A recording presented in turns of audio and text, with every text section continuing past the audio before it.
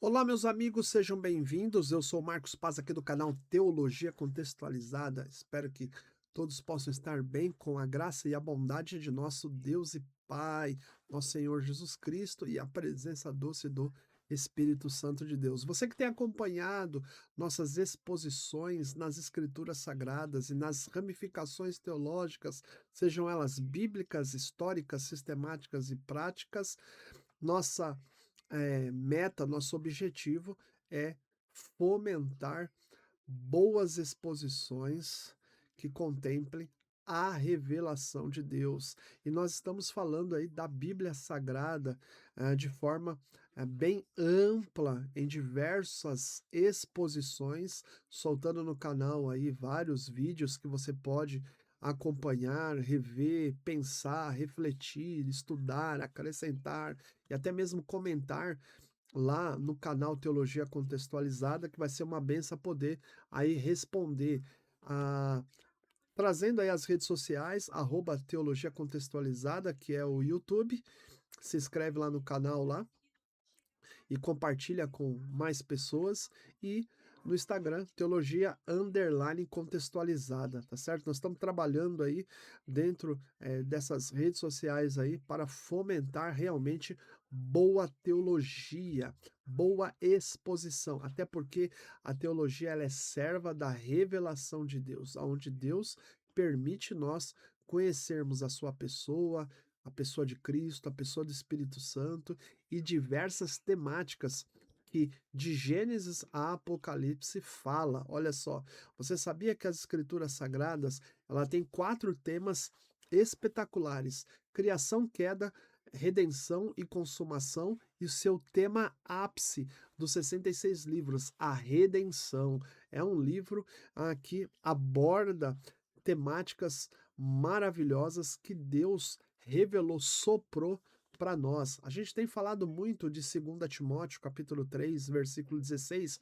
Toda a escritura é inspirada por Deus e útil para o ensino, repreensão, correção e habilitação à justiça. Nós que viemos do mundo, desse mundo perverso, fomos arrancados por Cristo Jesus e temos agora e estamos numa nova aliança, sendo novas criaturas, nós precisamos muito de ensinamento, de repreensão, de correção e de habilitação na justiça, pois nós, como novas criaturas, coisas novas vai sendo feita internamente em nossas vidas, dentro de um poder sobrenatural, através da palavra de Deus, que é transformadora. Em alguns vídeos anteriores, nós falamos de 3 elementos substanciais que a gente está se referindo aí às escrituras sagradas, à inspiração, né, da palavra de Deus. A gente está falando da escritura, das necessidades da Bíblia e esses elementos internos das escrituras. Mais à frente nós vamos ver alguns outros elementos externos da Bíblia. Mas, olhando para esses elementos internos que nós estamos estudando, a gente já viu a evidência da autoridade que se autoconfirma, Deus falando no Antigo Testamento, no Novo Testamento, as 3 pessoas da Trindade falando, Pai, o Filho e o Espírito Santo. Meu Deus, o segundo elemento interno, como evidência claro da inspiração das Escrituras, é o testemunho do Espírito. Homens que foram movidos pelo Espírito Santo falaram o que falaram da parte de Deus, porque o Espírito os conduziu. Falamos muito sobre isso, né? Até a gente vai abrir mais à frente aí falar sobre a pessoa do Espírito Santo, pneumatologia, o estudo sobre a pessoa do Espírito. E o terceiro elemento da inspiração, né? Essa evidência interna das escrituras sagradas é a própria escritura, né?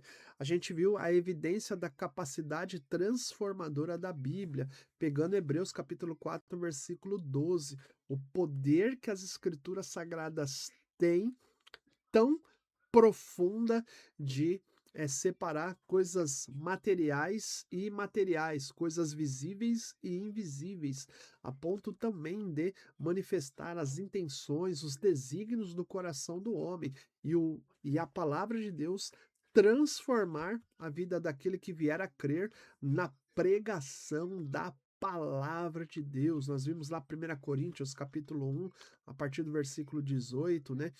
Falamos que nós não somos aqueles que mercadejam a palavra de Deus, mas utilizamos a palavra de Deus, a Bíblia, né, para ser exposta como ela é, para que as pessoas possam encontrar aí, né, a salvação e serem edificadas numa vida transformadora como novas criaturas. Hoje nós vamos abordar uma outra temática bem importante e relevante, que é ao que nós vamos falar desse quarto elemento da inspiração das Escrituras, dentro da inspiração da Bíblia, que é a evidência da unidade da Bíblia. A Bíblia não é 66 livros fragmentados, largados, abandonados, jogados à traça. Não, pelo contrário, ela fala entre si.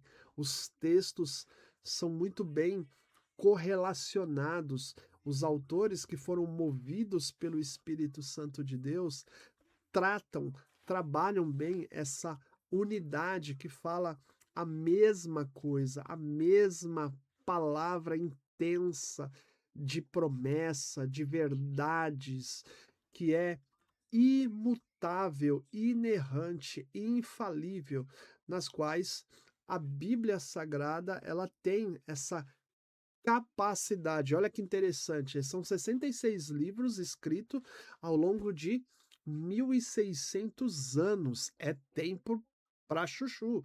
São 40 autores diversos em contextos diferentes dentro de pluralidades sociais, econômicas, jurídicas, religiosas, enfim, políticas. Então, você tem autores descrevendo de forma plena e se correlacionando. Você tem, tanto no Antigo Testamento como no Novo Testamento, autores citando o Pentateuco, os históricos, os poéticos, os proféticos. Olha só, no Novo Testamento, então, você tem vários tipos de palavra dentro dos 27 livros fazendo menção do Antigo Testamento, além do que o próprio Antigo Testamento fazendo citações e alusões do próprio Antigo Testamento, das palavras, né, que foram registradas no Pentateuco, dentro dos profetas. É espetacular. Você tem aí, dentro dessa unidade, dessa correlação, citações e alusões ditas pelos autores, como eu disse, muito bem delineada, muito bem feita, muito bem trabalhada, pois eles foram o quê? Movidos pelo Espírito Santo. Quando você está estudando o Pentateuco, o histórico, os poéticos e os proféticos no Antigo Testamento, você percebe Deus dando instruções a Moisés, que ele escreve, né, os 5 primeiros livros da Bíblia, e aí você tem os livros históricos como desenvolvimento da nação de Israel, de Josué ao livro de Esther, bem claro, né? Você tem o desenvolvimento da nação que vive as palavras que Deus deu a Moisés, né, que estão registradas no livro, né, no Pentateuco. E aí você tem os livros poéticos que contam também as histórias do povo de Israel e que também declaram, né, diversas citações e alusões ao Pentateuco, à palavra de Deus, sem contar os livros proféticos, os profetas anteriores, os profetas, né, posteriores, né? Profeta maior, profeta menor, enfim, você tem ali situações dentro do contexto dos livros históricos onde Deus levanta os profetas para trazerem o povo para sua aliança, né, para o seu berite, né, para a lei de Moisés, para parametrizar a vida deles para que possam ser homens obedientes à palavra de Deus, às promessas de Deus, serem leais a Deus, à sua fidelidade. Então você tem os profetas maiores e menores fazendo citações claras do Pentateuco, né, dentro dos movimentos históricos ali. Então, você tem uma composição de correlações referente à Bíblia Sagrada muito bem delineada, e tudo isso com a direção do Espírito Santo, sem contar o Novo Testamento. Você tem o livro de Mateus, várias citações do Antigo Testamento, o livro de João, né, o Evangelho de João, citando Salmos. Você tem outros livros como Marcos, Lucas, também citando trechos dos livros de Isaías, Jeremias. Você tem os livros eh, paulinos, as 13 cartas, também citando muito o Antigo Testamento, o livro dos Salmos, né, os proféticos, o próprio Pentateuco, questões históricas, né, dos livros históricos, você vê também citado nas cartas gerais, Hebreus, Tiago, Pedro, João, Judas, sem contar o livro de Apocalipse, que você também vê relações com o livro de Daniel, dentre outros livros, como Ezequiel. Então você tem muitas citações e alusões ditas pelos autores. Então você tem evidências internas da validação e da autoridade da palavra de Deus. E isso tudo remete uma segurança para quem está lendo, para quem está estudando, para quem está meditando, para quem está aplicando as Escrituras Sagradas como palavra de Deus. E por fim, nós temos aí uma unidade muito bem delineada, sendo imutável, infalível, poderosa, absoluta em sua veracidade. Eu falei tudo isso para você ter uma ideia e vou usar um texto de 1 Pedro, capítulo 1, versículo 24 a 25, que ele faz uma citação de Isaías, capítulo 40, versículos 6 a 9. Então, para você ver como os autores do Novo Testamento, como também os autores do Antigo Testamento, entenderam que as palavras que foram reveladas da parte de Deus, é a verdade, e que ela guiava, promovia bem-estar ao povo, por meio de ensinos, repreensões, correções e habilitação à justiça para que todo o povo pudesse ter uma vida piedosa, justa e sensata. Lá em 1 Pedro, capítulo 1, versículo 24 a 25, nós vamos ler essa porção textual que eu quero passar com vocês. Então vamos lá abrir, né, o livro de 1 Pedro, vamos lá, 1 Pedro, capítulo 1, versículo de número 24 e 25. Olha que interessante. O texto bíblico fala: Pois toda a carne é como a erva, e toda a sua glória como a flor da erva. Seca-se a erva e cai a sua flor. A palavra do Senhor, porém, permanece eternamente. Ora, esta é a palavra que se foi evangelizada, ou seja, que foi propagada, que foi dita aos ouvintes daquela igreja. Se a gente for pegar o capítulo 1, o público-alvo de Pedro são esses irmãos que estão na região do Ponto, da Galácia, da Capadócia e da Ásia e Bitínia, tá vendo? São a esse povo em que o apóstolo Paulo, ele está, Pedro, perdão, o apóstolo Pedro está se dirigindo. Essa é uma palavra maravilhosa. Toda a carne é como erva, e toda a sua glória como a flor da erva. Seca-se a erva e cai a sua flor. A palavra do Senhor, porém, permanece eternamente. Nós estamos no século 21. A gente percebe claramente que céus e de céus passaram. Gerações de gerações de gerações passaram. Natureza de natureza de natureza passou. Nós estamos no século XXI. Um novo céu, uma nova geração, uma nova natureza, enfim, que também vai passar. Mas a palavra do Senhor permanece eternamente.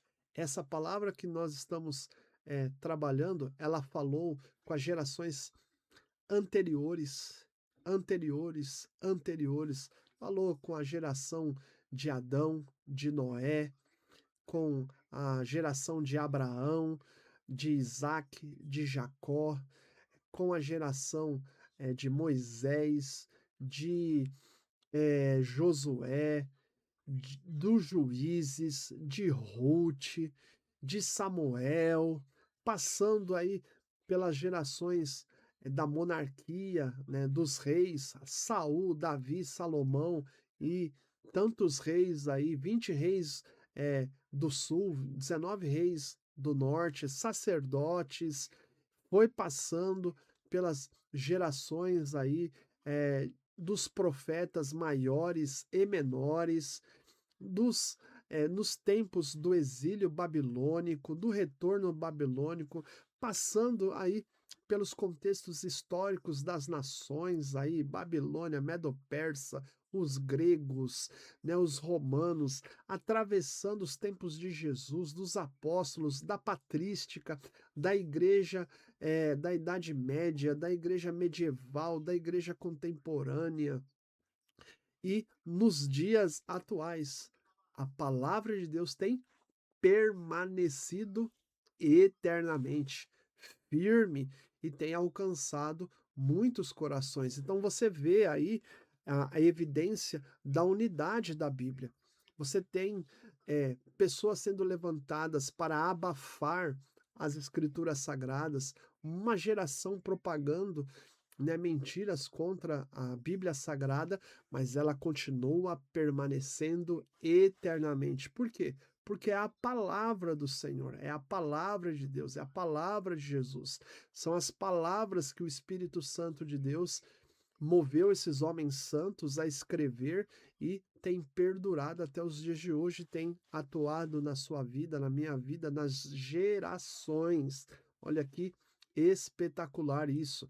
Então, a gente precisa refletir nisso. Isso é muito importante. Outra coisa maravilhosa é que a Bíblia é o único guia infalível para a vida e traz orientações para todas as áreas da vida do crente, que uma vez seguida proporciona a ele uma vida abençoada no presente século de forma sensata, justa e piedosamente. Essa proposição que eu trago para vocês, ela está baseada em Tito, capítulo 2, versículo 11 a 14, que eu quero ler com você, para a gente fechar, né, essa exposição que nós estamos abordando. Então vamos lá para Tito, capítulo 2, versículo 11 a 14. Olha que texto sensacional. Acompanhe aqui comigo e você vai ser edificado, está sendo abençoado aí, tenho certeza absoluta. Olha que o texto bíblico fala: porquanto a graça de Deus se manifestou salvador a todos os homens, educando-nos para que, renegadas a impiedade e as paixões mundanas, vivamos no presente século sensato, justa e piedosamente, aguardando a bendita esperança e a manifestação da glória do nosso grande Deus e Salvador Jesus Cristo, o qual a si mesmo se deu por nós, a fim de remir-nos de toda iniquidade e purificar para si mesmo um povo exclusivamente seu, zeloso de boas obras. Então, a graça de Deus se manifestou salvador a todos os homens, e através da Escritura Sagrada, onde nós temos relato da manifestação da pessoa de Cristo, das palavras de Deus Pai, nas quais vai nos trazer educação, a ponto da gente fazer o quê? Renegar todo aquele caminho, ou todos aqueles caminhos de impiedade e de paixões mundanas que nós vivíamos outrora. E agora, através da palavra de Deus, seja do Antigo Testamento ou do Novo Testamento, o que vai acontecer? Nós vamos ser educados a termos um estilo de vida sensato, justo e piedoso. Olha só, outrora nós não tínhamos uma mente, uma vida sensata. Nós vivíamos de acordo com os nossos impulsos carnais, com os nossos desejos carnais. E tínhamos todo tipo de imprudência, ou seja, pecávamos, éramos iníquos e transgressores perante a Deus.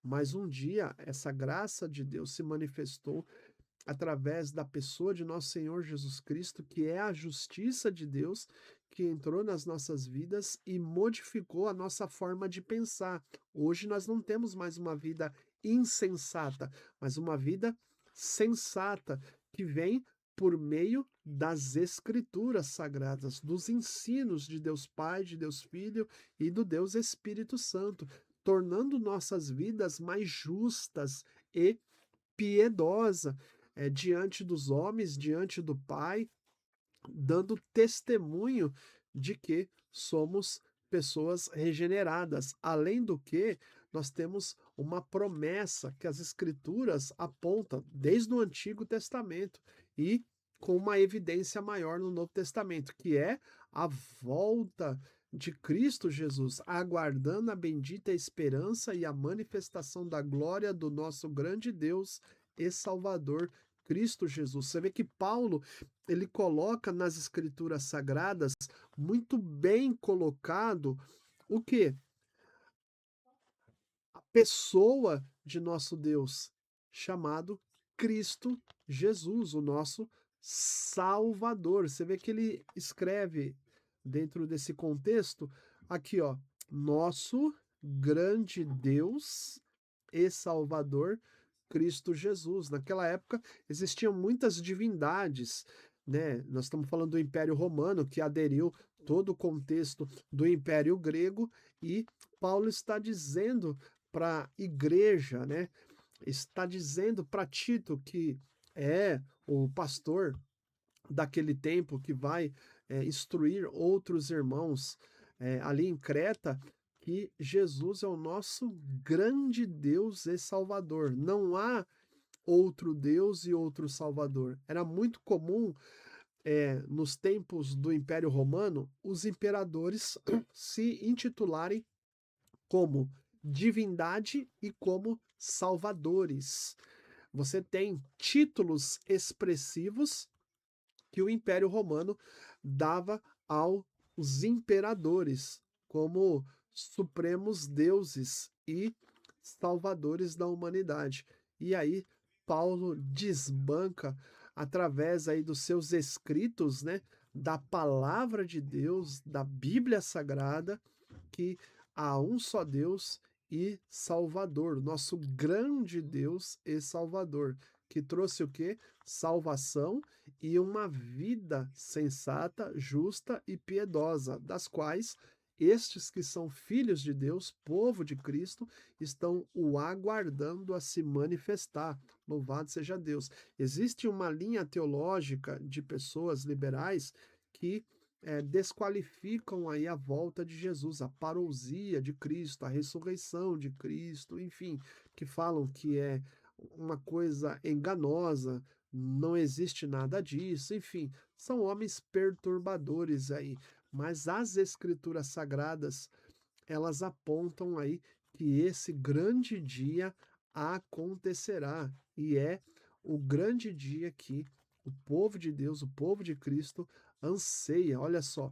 E o texto ainda fala: o qual a si mesmo se deu por nós, a fim de remir-nos de toda a iniquidade, olha só, de perdoar nossas iniquidades e purificar, ou seja, separar um povo, santificar um povo para si mesmo, para que esse povo seja o quê? Zeloso de boas obras, tenham um desenvolvimento social de acordo com o padrão que Deus estabeleceu e Jesus Cristo, nosso Senhor. Louvado seja Deus por isso. Então, diante dessas verdades poderosas, a Bíblia ela tem essa unidade entre o Antigo e o Novo Testamento, das quais a gente percebe os seus autores fazendo citações, alusões e escrevendo o que escreveram com a direção aí do Espírito de Deus, movidos pelo Espírito de Deus, nas quais Deus revelou essa palavra para que a gente pudesse aplicá-la em todas as áreas da nossa vida, para que tenhamos uma vida abençoada no presente século.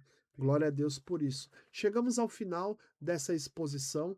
Temos soltados vários vídeos semanais a partir das 19 horas. Tem vários vídeos lá que você pode, né, assistir, deixar suas impressões, seus comentários, interagir conosco e a gente vai respondendo na medida do possível. Nós somos em torno aí de 307 a 308 inscritos. Vamos se inscrever, compartilha, né, o canal com outras pessoas aí. Se inscreve no canal, toca o sininho, deixa seus comentários, dê o joinha aí e tamo junto aí nessa pegada aí de exposições aí das Sagradas Escrituras. Vai vir mais exposições aí falando aí das Escrituras e das ramificações teológicas. Deus te abençoe, Deus te guarde, Deus nos ajude a viver consolidados e imergidos nas Sagradas Escrituras. Fui, valeu!